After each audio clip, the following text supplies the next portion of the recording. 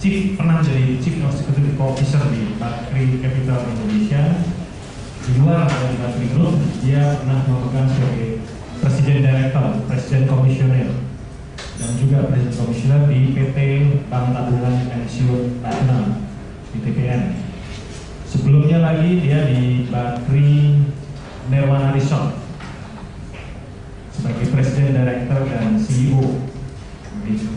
Sebelumnya lagi banyak lagi, jadi kalau disebutkan satu-satu saya pikir perlu banyak waktu. Tapi yang penting adalah bahwa selama menjabat sebagai Presiden Director dan CEO di Bakri Nirwana Resort pada tahun 2001, nah itu berhasil mengeluarkan PT BNR dari satu krisis karena di dalam kerangka hibra di BBM. Jadi sehingga persoalan-persoalan bersangkutan dengan keuangan dari PT BNR itu bisa diselesaikan dengan sangat baik.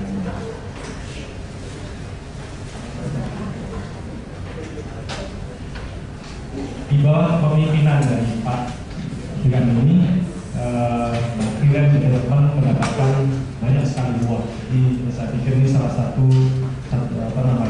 poin yang sangat penting.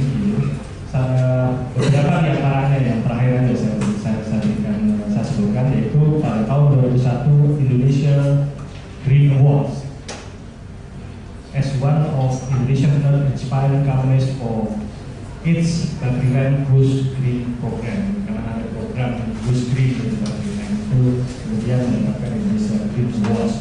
Kemudian yang berkaitan dengan corporate governance itu pada tahun 2001 rank second, 2010 rank second 2010, 2010 annual report awards for listed private non-finance company kategori.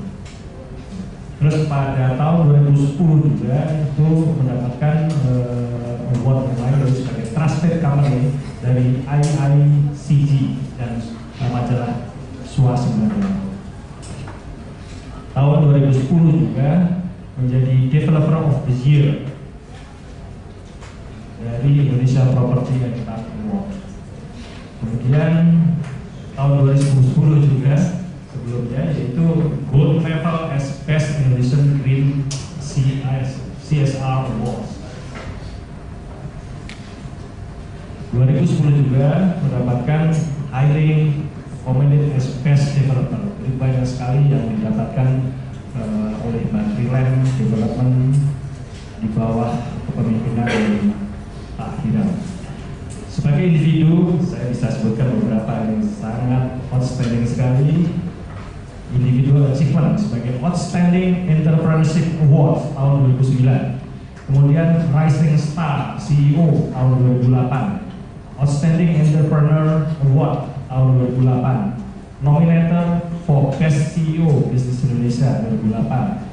Essential Who's Who of Top Personality List 2004. Banyak sekali. Jadi saya perlu waktu menyebutkan satu-satu. Jadi sebelumnya kita mengucapkan terima kasih atas kesediaan Pak Hiram untuk hadir di sini dan memberikan sharing tentang pengalaman ya sebagai komisioner, presiden komisioner maupun presiden director, CEO yang berkaitan dengan mata kuliah tata kelola perusahaan. Kebetulan memang untuk session ke-6 ini adalah mengenai tanggung jawab Dewan Direksi dan Dewan Komisaris. Kita beri aplaus terlebih dahulu kepada Pak Hiram.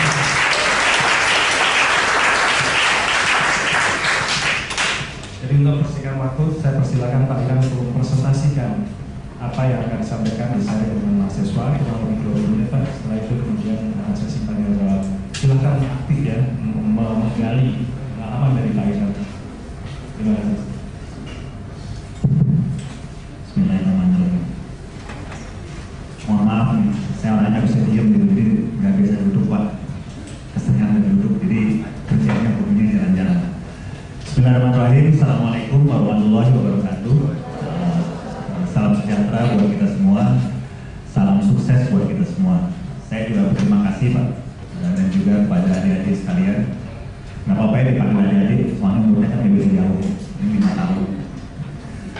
Diberikan kesempatan hari ini bisa berbagi ya, buat saya, karena saya percaya dengan prinsipnya Seven Habits yang namanya 3% teaching, bahwa dalam kehidupan ini memberi itu adalah bagian dari persiapan untuk menerima lebih banyak lagi. Jadi jangan pernah takut untuk selalu memberi.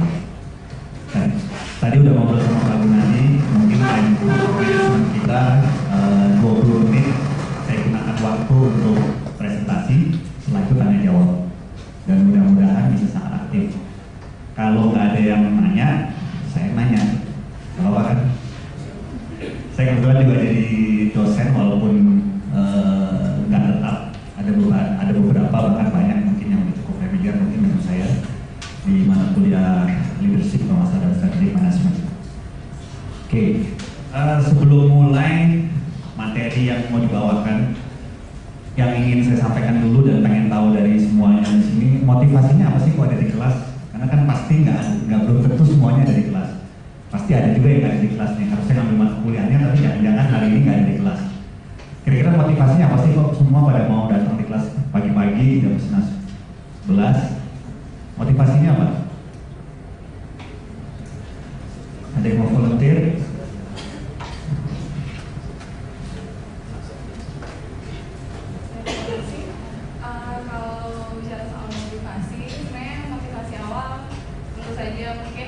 Semua orang juga pasti bakal mengatakan bahwa kita ingin mendapatkan ilmu lebih banyak lagi, terutama buat good corporate governance ini. Tapi apalagi melihat hari ini itu ada guest lecture dan itu dihadiri langsung oleh Pak Hiram Syahid. Itu dan kita ketahui semua di sini bahwa sebagai presiden director dan CEO dari Brilliant, otomatis itu menjadi sesuatu yang lebih menarik dan menjadi alasan utama kita mengapa kita semua baik-baik saja. 100, siapa tadi?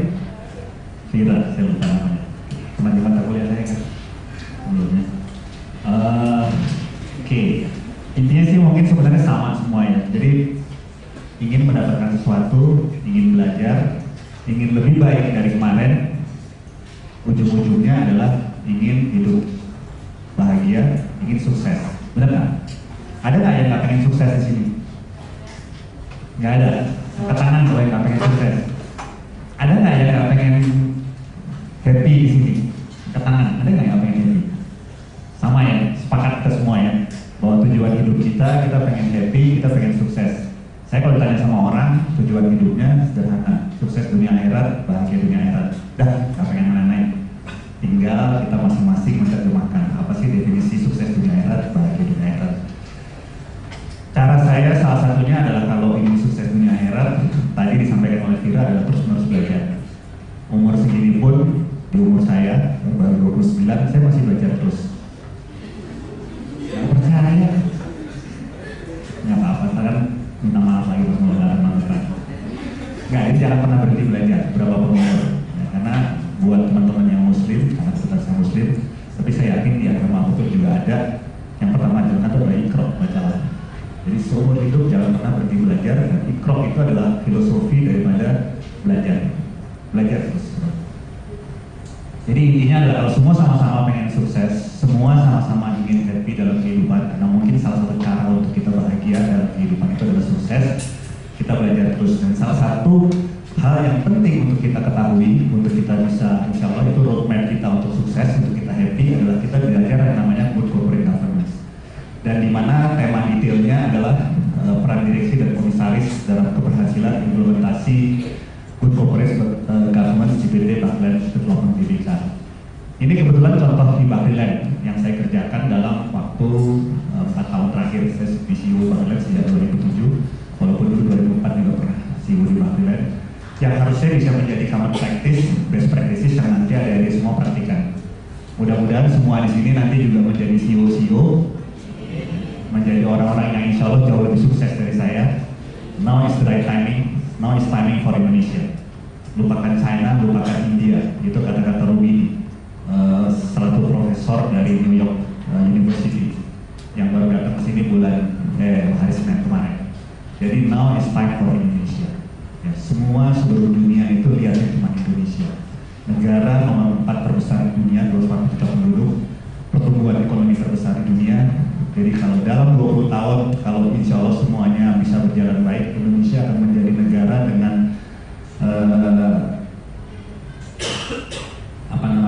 size kegiatan ekonomi nomor 8 terbesar di dunia. Kita harusnya akan jauh lebih besar daripada negara-negara lain di Eropa. Jadi masih panjang itu buat semua adik-adik semua di sini waktunya untuk mencari itu semua. Nah, salah satunya adalah kita bicara masalah good corporate governance. Kenapa sih good corporate governance jadi penting? Itu yang paling menjadi pertanyaan semua orang. Kan bikin susah. Sama aja kayak ada lampu merah di traffic light. Ngapain sih lampu merah? Kan jadi susah.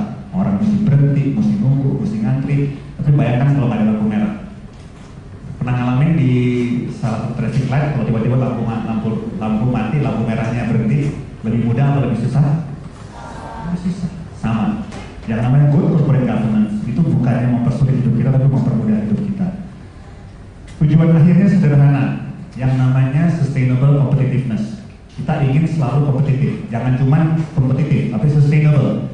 Kompetitif yang berkelanjutan. Karena ingat yang namanya kompetitif itu sering nggak abadi. Hari ini kita juara, tapi kalau kita malas, berhenti berlatih, berhenti belajar, besok kita disusul semua orang lain. Jadi yang namanya competitiveness itu harus sustainable, harus dilatih terus, harus diasah terus. Untuk kita bisa terus-menerus mempertahankan posisi kita sebagai yang terbaik. Walaupun memang ada siklusnya. Ini yang menjadi dasar kenapa kita perlu yang namanya good corporate governance, tata kelola yang baik. Terutama nanti kita bicara sedikit mengenai peran direksi dan komisaris dalam satu perusahaan. Mudah-mudahan semua jadi CEO, bukan hanya CEO tapi kayak Steve Jobs, CEO dan owner dari perusahaannya. Amin, ya Rabbal Alamin.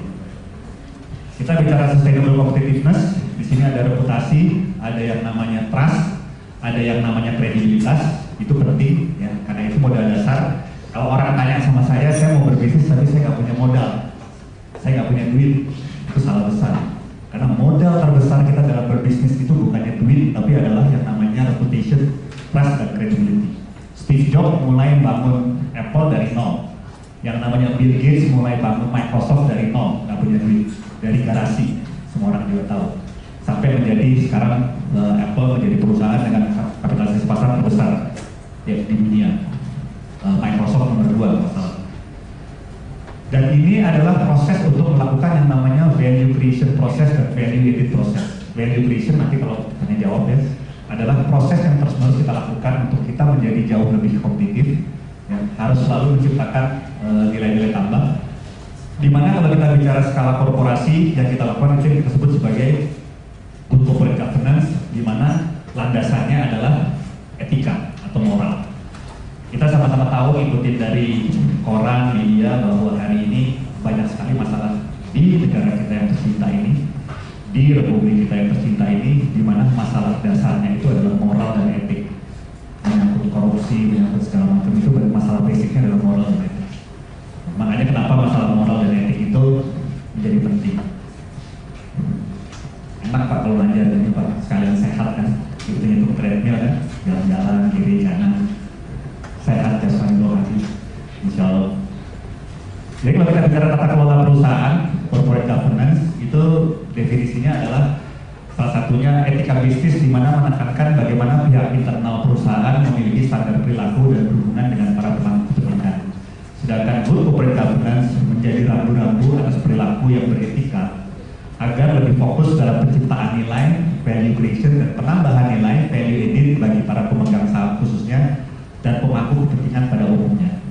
Di sini ada dua isu, ada semua yang paling penting. Yang paling pertama, good corporate governance itu atau etika seolah-olah itu adalah sesuatu yang membatasi kita. Kadang-kadang orang berpikir lampu merah, rambu-rambu lalu lintas itu bikin susah kita.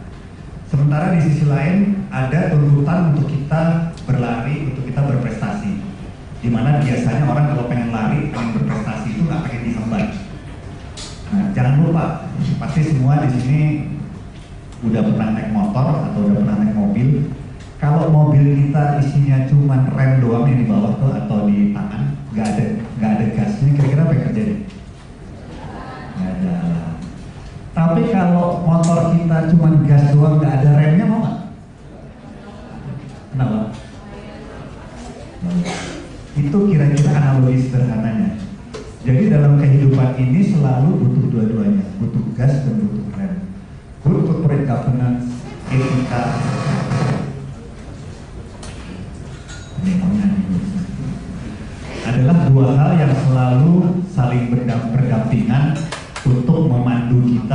untuk membuat kita mencapai tujuan kita. Nggak ada gas kita nggak maju-maju, tapi nggak ada rem, jangan-jangan kita nabrak, masuk jurang atau terperosok. Itu kira-kira definisinya. Pendekatan penerapan GCG dalam perspektif etika, ada implementasi. Nggak boleh kepegang dikit nih. Menanamkan komitmen atas etika usaha, kemudian pendekatan GCG dalam perspektif etika.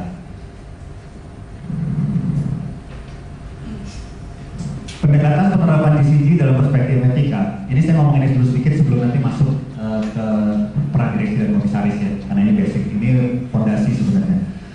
Operasional perusahaan dijiwai oleh semangat menjalankan praktek bisnis sesuai dengan standar sehingga implementasi praktek tata kelola perusahaan dapat berjalan dengan baik. Pentingnya etika bisnis juga diperhatikan pimpinan Bapelan dengan penyusunan visi misi nilai dan budaya perusahaan yang sesuai etika usaha dan etika kerja. Kedua pendekatan inilah yang diterapkan Bapelan dalam menerapkan praktek GCG yang konsisten dan dijiwai etika bisnis untuk mewujudkan bisnis yang beretika dan bermanfaat. Jadi semua tujuannya sama, kita ingin maju. Bapelan dalam hal ini sebagai satu entitas bisnis, satu entitas korporasi harus mencapai prestasi-prestasi sesuai target, dan tentunya karena Bapelan adalah suatu perusahaan atau korporasi yang dibentuk untuk mencari motif keuntungan berbisnis, dia harus memberikan keuntungan secara bisnis. Dia harus mencapai target-target yang ditetapkan berdasarkan kaidah-kaidah bisnis, apakah itu keuangan, operasional, manajemen, dan sebagainya. Tapi dalam mencapai target-target ini juga tidak boleh melupakan kaidah-kaidah good corporate governance maupun etika bisnis. Karena sederhana nih, silakan. Kalau teman-teman mau berbisnis, kira-kira kalau mau nyari mitra bisnis, nyari yang baik-baik atau yang brengsek? Baik, ada yang bilang brengsek kan? Nah, kita sepakat. Berarti yang lebih dicari orang yang baik atau yang brengsek? Baik. Terus kalau yang dicari orang itu yang baik bukan yang brengsek, kenapa dong kita nggak menjadi yang baik? Malah kalau bisa yang terbaik. Yang dicari orang yang beretika atau yang nggak beretika? Kenapa dong kita nggak menjadi beretika atau bermoral? Kalau kita tahu bahwa yang tidak beretika, yang tidak bermoral itu bakal dijauhin orang. Itu yang orang sering lupa. Orang berpikir dengan dia nggak beretika, jalan pintas, pengen cepetnya aja, dia pikir itu yang terbaik, salah besar. Karena nggak pernah ada yang namanya jalan pintas. Tapi memang untuk sampai ke situ jalannya panjang. Karena yang namanya sesuatu hal yang baik memang biasanya jauh lebih sulit daripada sesuatu yang buruk. Memang disitulah challenge-nya. Butuh disiplin, butuh kekuatan, butuh kesabaran, butuh keimanan untuk kita bisa mencapai sesuatu dengan baik.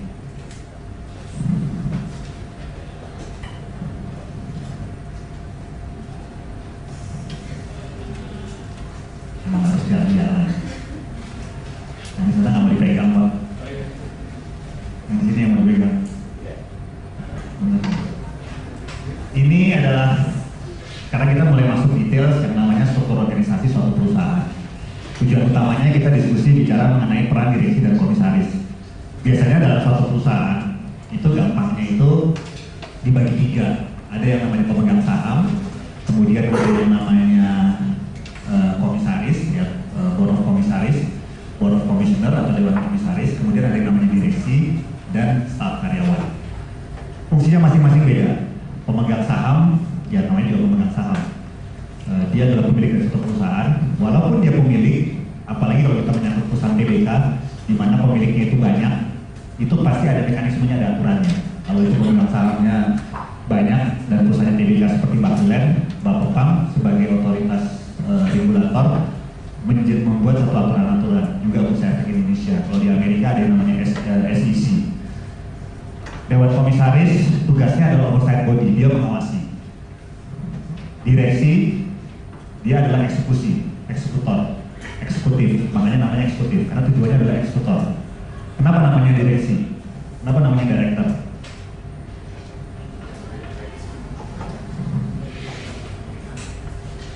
Karena dia Dia director dari asal kata direct, mengarahkan. Walaupun mengarahkan aja nggak cukup, karena memang dengan makin kompleksnya persaingan kompetisi, dia tidak hanya harus bisa mengarahkan, tapi dia harus mampu melakukan terobosan-terobosan menciptakan nilai tambah seperti yang disampaikan. Ini adalah seminar organisasi Bakti Lab. Ini ada pemegang saham. Biasanya mekanismenya adalah pemegang shareholders meeting atau rapat umum pemegang saham, bisa tahunan, bisa juga luar biasa, itu bisa anytime, tapi ada waktunya. Kemudian ada yang namanya komisaris, ada yang namanya direksi. Direksi itu ada yang namanya direktur utama atau CEO. Nah, ini saya jelaskan bedanya presiden director atau direktur utama dengan CEO. Ada yang tahu nggak? Kok mesti kayak sih namanya dua, presiden director dan CEO? Kenapa nggak presiden director aja? Kenapa nggak CEO aja? Ada yang tahu nggak? Ini sedikit menyimpang, tapi harusnya masih sesuai dengan tema diskusi kita hari ini. Ada yang tahu nggak? Atau ada yang mau voluntary? Jangan takut salah, karena salah bagian dari proses pembelajaran. Saya masih sering salah, Pak SBY aja masih sering salah. Biasa kok 10 tahun keras banget. Gini, itu dasarnya adalah hukum, peraturan. Indonesia masih berkiblat kepada hukum Belanda atau Dutch law. Makanya title-nya adalah direktur utama atau presiden director, di mana ada yang namanya two board layer, dua layer, direksi dan komisaris. Tapi kalau ada lagi yang namanya Anglo-Saxon, itu Amerika Inggris berkiblat, itu mereka agak berbeda. Mereka yang namanya one board layer. Di sana nggak kenal namanya presiden director, di sana kenalnya namanya CEO, Chief Executive Officer dan Chairman. Kita agak banci nih sebenarnya antara Dutch law sama Anglo-Saxon, masih nggak jelas. Dunia udah mulai lebih banyak berkiblat ke Anglo-Saxon, sehingga lebih banyak populer orang menggunakan kata-kata Chief Chairman, Chief Executive Officer, Chief Investment Officer, CFO, Chief Financial Officer. Itu sebenarnya. Kemudian ini adalah pembidangan masing-masing. Ada ini misalnya Group Investor Relation Director, ada CFO, ada Chief Finance Director, kemudian ada Business Relation, ada Marketing, ada macam-macam.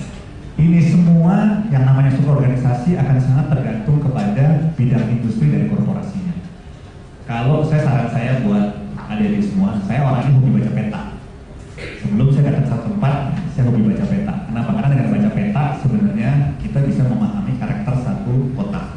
Baca peta segala macam. Sama, kalau kita mau masuk satu perusahaan, kalau kita mau memahami karakter satu perusahaan dan lebih mengenal perusahaannya, lihat aja struktur organisasinya.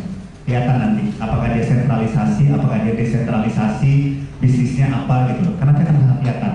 Apakah dia agresif, ekspansif, ataukah dia lebih sifatnya konsolidasi, apakah dia sebagai kalau bicara Bakti Lab sekarang statusnya itu adalah investment holding company, kalau kita bicara, atau dia operation holding atau apapun, akan kelihatan di organisasinya nanti seperti apa. Jadi dari organisasi kita bisa membaca karakter dari perusahaan itu.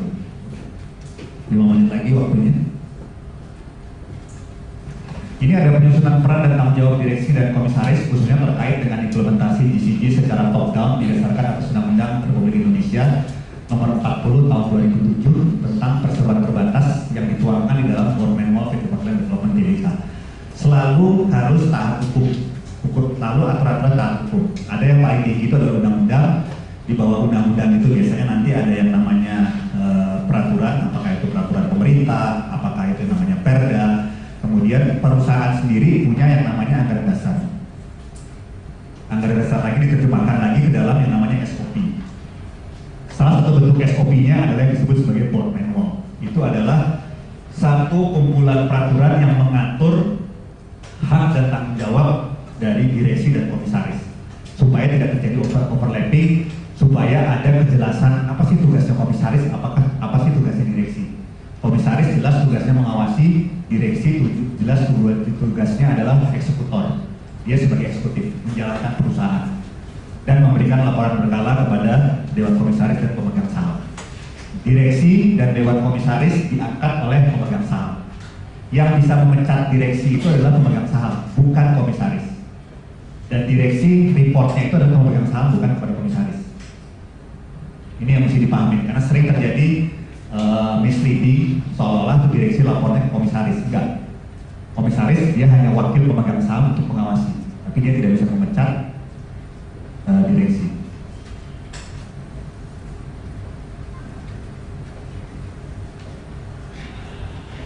Direksi bertanggung jawab atas pengurusan perusahaan dengan etikat baik dan bertanggung jawab. Tadi sudah disampaikan, setiap anggota direksi bertanggung jawab penuh baik secara pribadi maupun bersama-sama renteng atas kerugian perusahaan apabila yang bersangkutan terbukti bersalah atau lalai bertindak melebihi batas kewenangannya.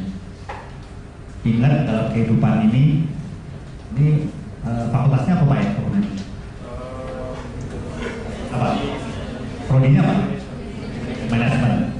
Belajar keuangan, belajar accounting, belajar neraca, belajar bahwa ada aktiva pasifa. Yang namanya neraca harus berimbang antara aktiva dan pasifa. Kalau enggak bukan neraca namanya. Sama, aktiva itu intinya adalah hak, pasifa itu adalah kewajiban. Begitu timbul hak kita sebagai seorang CEO, juga ada kewajiban kita dari tanggung jawab. Salah satu kewajiban yang berat itu adalah tadi menjalankan perusahaan, dan kalau sampai terjadi sesuatu dia akan diminta pertanggungjawabannya. Bahkan yang sering terjadi sampai digugat atau dia harus membayar ganti atau perusahaan TBK. Jelas itu di Bapak. Ada dulu dalam kasus perusahaan BUMN direksi secara renteng didenda 5 miliar. 10 miliar, 15 miliar. Ya. Dan dicoret tidak bisa lagi menjadi direksi di perusahaan TBK. Itu resikonya kalau menjalankan perusahaan yang melanggar tata kelola perusahaan. Jadi selain orang kan lihat, oh enaknya jadi CEO, enaknya jadi direksi, dapat fasilitas, dia bertanggung jawab juga. Jangan cuma lihat fasilitasnya, jangan cuma lihat enaknya, tapi juga lihat tanggung jawabnya. Karena selalu namanya balance antara neraca dan antara hak dan kewajiban, antara aktiva dan pasifa. Tanggung jawab direksi mencakup penerapan struktur pengendalian internal, pelaksanaan fungsi audit internal, dan pengambilan tindakan berdasarkan temuan-temuan audit internal, termasuk fungsi pengawasan juga untuk di dalam operasional perusahaan. Direksi wajib menyusun strategi bisnis, termasuk rencana kerja dan anggaran serta pelaksanaan praktek akuntansi dan pembukuan sesuai ketentuan yang berlaku. Direksi juga wajib mempertanggungjawabkan pelaksanaan tugasnya kepada pemegang saham selama periode tahun buku yang telah dilalui dan melaporkan rencana kerjanya untuk masa tahun buku yang akan dilalui melalui rapat umum pemegang saham tahunan. Setiap tahun, kalau TBK itu diatur paling lambat akhir Juni, karena harus melaporkan laporan keuangannya selambat-lambatnya itu 6 bulan sejak masa periode. Jadi kalau periode 31 Desember 2010 contohnya sebelum akhir Juni 2011 sudah harus menyelenggarakan rapat umum pemegang saham tahunan dan melaporkan kepada pemegang saham mengenai kegiatan operasional perusahaan selama tahun buku yang berjalan.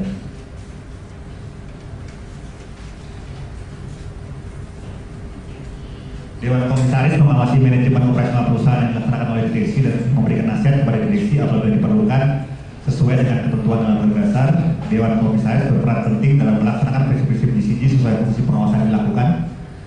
Makanya kalau di dalam perusahaan TBK ada yang namanya komisaris independen, komisaris yang tidak berafiliasi dengan pemegang saham. Kenapa independen? Dengan dia berstatus independen, dia diharapkan menjadi jauh lebih objektif dalam melakukan fungsi pengawasan, tidak hanya menjalankan sesuai perintah pemegang saham. Itu yang terjadi di dalam perusahaan TBK. Melalui laporan direksi dan komite-komite, Dewan Komisaris memantau dan mengevaluasi pelaksanaan seluruh kebijakan strategis perusahaan, termasuk mengenai efektivitas penerapan manajemen risiko dan pengendalian internal. Salah satu yang sekarang lagi tren buat sekarang kalau di dalam 10 tahun terakhir adalah namanya risk management atau manajemen risiko, terutama di bidang industri yang sangat berisiko tinggi seperti penerbangan, kemudian misalnya mining, pertambangan, oil and gas, security dalam arti bukannya sapam ya. Security ini misalnya sesuatu yang berkaitan dengan keamanan langsung militer atau misalnya dunia keuangan, misalnya perbankan. Terkait RUPS, Dewan Komisaris memiliki tugas dan tanggung jawab antara lain memberikan pendapat dan saran mengenai rencana kerja dan anggaran tahunan. Jadi memberikan pendapat dan saran itu tidak mandatori, boleh diikuti, boleh juga tidak. kemudian tanggung jawabnya ada di direksi. Komitmen dan konsisten pelaksanaan tanggung jawab direksi dan komisaris mencerminkan penerapan norma perusahaan yang baik dan berimbas pada pencapaian perusahaan yang signifikan di 2010. Ini kita bicara Baklen ada kinerja rata-rata Baklen itu tumbuh sekitar 30-50% per tahun. Ini kita sebut sebagai double digit growth.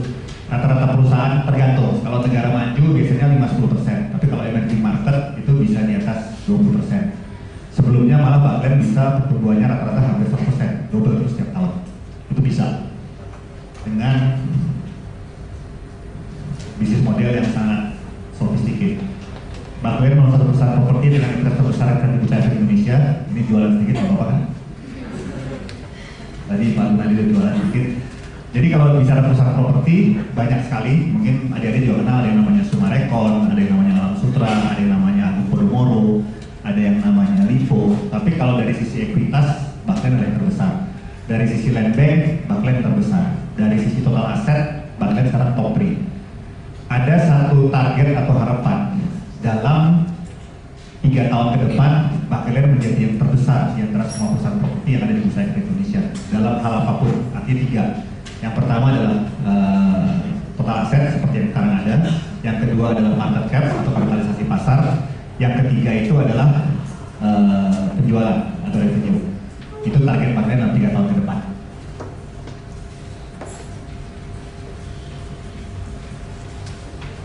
Sudah habis waktunya, 20 menit lebih sedikit. Ini tadi penghargaan yang diterima oleh Pak Glenn. Pak Glenn disebutkan penghargaan ini penting karena juga merupakan pengakuan, tapi juga merupakan credibility, mencerminkan credibility dan reputation daripada Pak Glenn. Yang ujung-ujungnya adalah trust. Dan trust ini adalah modal utama buat Baklen untuk bisa jualan, untuk bisa tumbuh terus, untuk bisa mendapatkan mitra-mitra yang jauh lebih baik dari tahun ke tahun. Tumbuh terus menjadi jauh lebih baik. Ini yang terakhir yang paling penting buat adik-adik sekalian. Tolong diperhatikan. Terima kasih.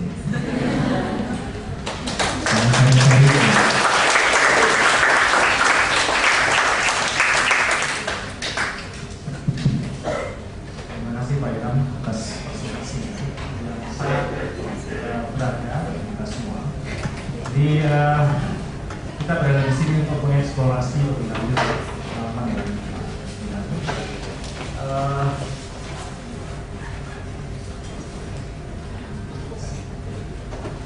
di waktu jika berkaitan sampai jam 12 dimanfaatkan sebesar-besarnya dengan pertanyaan-pertanyaan kritis supaya bisa terkendali dan bermanfaat kita semua.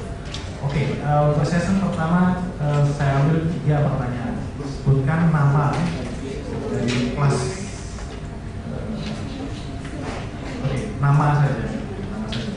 3 pertanyaan. 1, 2, tidak ada. Oke, 3. 1, 2, 3.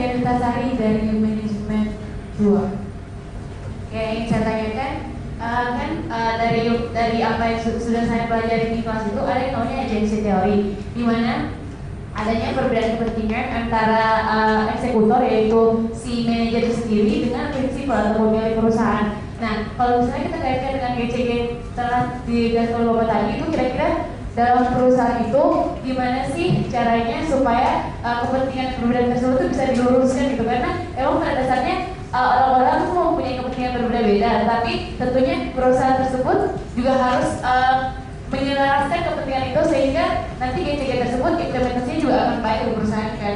Terus yang kedua, karena tadi Bapak menyinggung tentang independensi, seberapa jauh sih pentingnya independensi dalam hal ini di bidang dalam board of commissaries, dan juga beberapa besarkah kewenangan yang diberikan oleh Dewan Komisaris tersebut terhadap komisaris-komisaris independensi tersebut dalam pengambilan keputusan. Terima kasih. Terima kasih, pertanyaan bagus. Yang ketiga.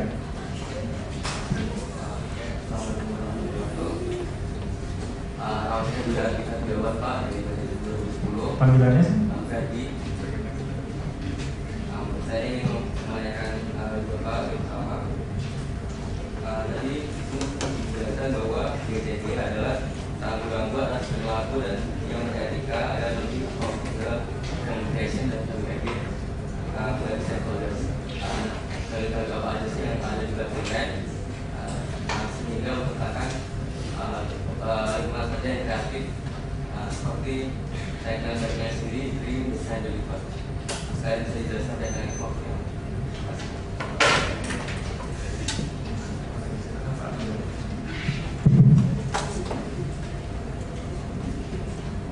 Wah, ini sih loh. Ini mahasiswa aja berapa semester? Semester 9 ya? Nah, hah? 7.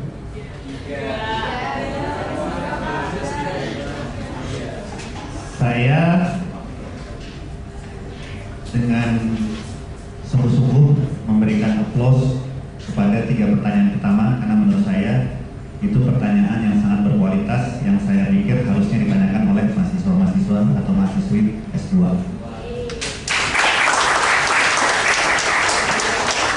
Saya serius nih, bukan hanya sekedar pujian, karena saya sendiri guest lecture di mana-mana. Besok Senin saya jadi guest lecture di S2 SBM ITB. Kebetulan materinya sama, makanya saya bercandain kemarin, gila materi yang sama, yang satu di semester 3 UB, yang satu di semester 2 S2 SBM ITB. Jadi boleh berbangga nih adik-adik semua di Universitas Bakri. Yang pertama tadi mengenai masalah implementasi good corporate governance. Paling penting, yang paling mendasar adalah semua mempunyai pemahaman yang sama bahwa good corporate governance itu memang penting buat mencapai tujuan yang disepakati bersama. Tujuannya harus disepakati dulu. Memang tujuannya Bang Rilen ingin menjadi seperti ini secara kualitatif dan kuantitatif. Tujuan itu selalu biasanya kalau korporasi memang harus mencapai 2 hal, kualitatif dan kuantitatif. Kualitatif jadi perusahaan terbaik itu seperti apa? Kadang-kadang susah didefinisikan. Tapi kualitatif mudah. Kapitalisasi pasar terbesar jelas. Lihat aja indeksnya di Bursa Efek Indonesia. Tiap kali ada laporan. Gitu. Jadi tujuannya disepakati dulu, baru cara mencapai tujuannya yang juga harus disepakati. Dan harus disepakatin bahwa yang namanya good corporate governance menjadi bagian penting untuk bisa kita memastikan mencapai tujuan tersebut. Caranya gimana?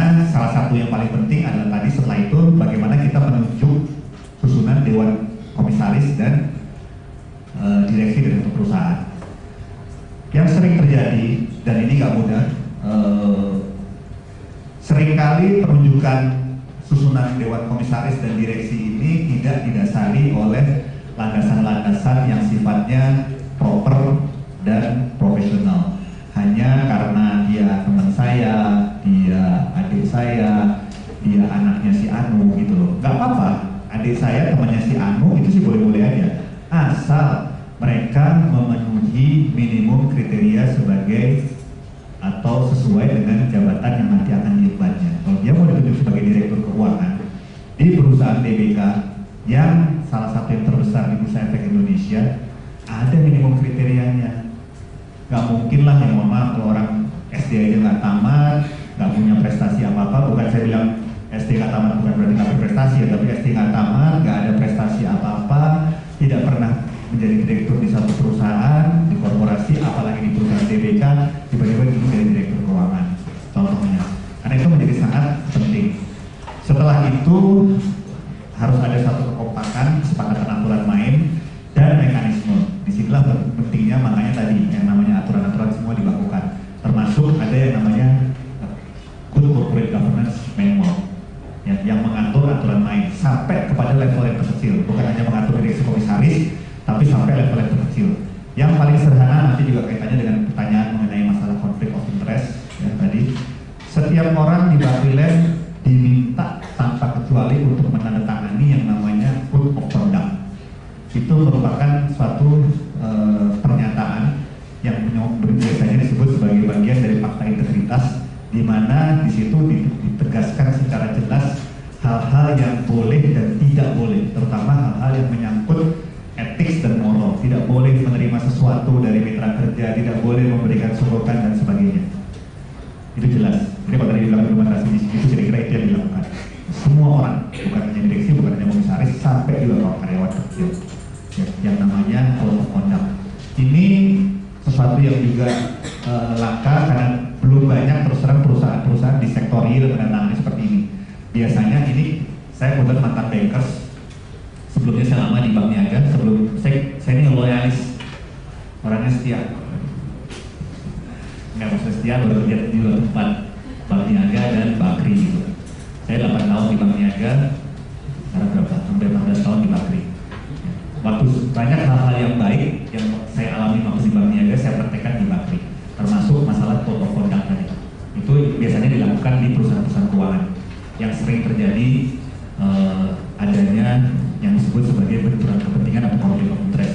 Tapi dengan makin kompetitifnya pertarungan atau persaingan bisnis, praktis sekarang hampir semua perusahaan, terutama perusahaan besar yang juga di sektor, harus melakukan atau mengadopsi best practices yang ada di industri keuangan. Karena makin berisiko, makin tingginya tingkat kompetisi. Tapi kita di Bapriland sudah mengadopsi itu jauh-jauh hari, dari sejak 3 atau 4 tahun yang lalu, untuk makin membuat Bapriland tadi semakin kompetitif. Tidak hanya kompetitif, tapi sustainable competitiveness. Kira-kira itu. Yang kedua, dari dia tadi disebutkan menyangkut benturan kepentingan sama masalah independensi. Jadi saya sudah singgung sedikit. Setuju. Ini kamu udah lebih risiko dia. Paling berat menjadi seorang CEO atau manajer adalah bagaimana menyelaraskan begitu banyak kepentingan yang ada, di mana yang sering terjadi kepentingan yang saling berbenturan atau berlawanan. Makanya ada yang namanya conflict of interest. Kalau saya atau udah belajar apa nggak di manajemen, benturan kepentingan. Tadi malam Pak Dahlan Iskan, Meneng yang baru, jadi pembicara. Salah satu temanya di FX terbuka untuk umum sebenarnya. Salah satu adalah kiat-kiat bagaimana menyelesaikan konflik. Kita hari ini mulai sering terbiasa menghadapi masalah konflik, apakah itu konflik dalam hal kecil, kita sendiri, pertentangan batin, konflik kita dengan pacar kita, suami, istri, teman, atau dalam mulai skala lebih besar lagi, konflik kita dengan kelompok, supervisor, anak buah, atau kalau dalam konteksnya Pak SBY yang lagi tren sekarang lagi di tiap hari konflik jadi di Papua, Freeport atau reshuffle udah selesai tapi imbasnya masih ada. Begitu banyak benturan kepentingan yang terjadi, satunya mau A, satu mau B, satu mau C, satu mau D. Gimana nih mengakomodasi?